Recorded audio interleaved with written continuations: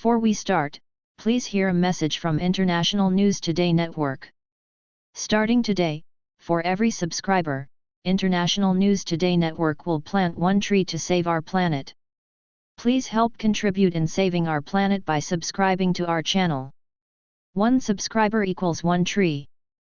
Thanks. Adverse maternal and cardiovascular outcomes were more likely in pregnant women with cardiomyopathy compared with those who had a different or no heart disease, findings of a systematic review and meta-analysis showed.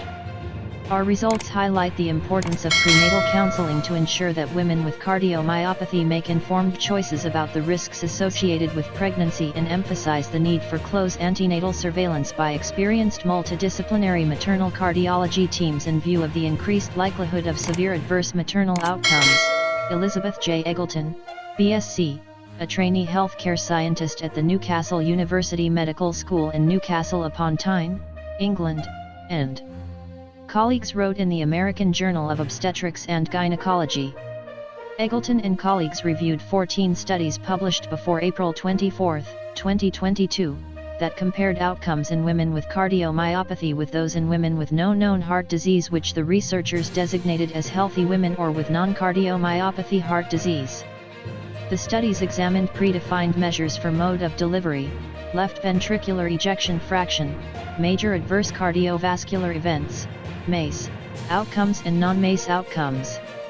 Of the 14 studies reviewed, which included 57,539,306 pregnancies from across the world, 8 had a low bias risk, 1 had a moderate bias risk and 5 had a high bias risk. However, the studies with high risk for bias did not affect the results of the meta-analyses, the researchers said. Mode of delivery. Women with cardiomyopathy were most likely to have a cesarean delivery compared with healthy women, or equals 2.96, 95% CI, 2.47 to 3.55, and women with non-cardiomyopathy heart disease, or equals 1.9, 95% CI, 1.62 to 2.22, according to the researchers.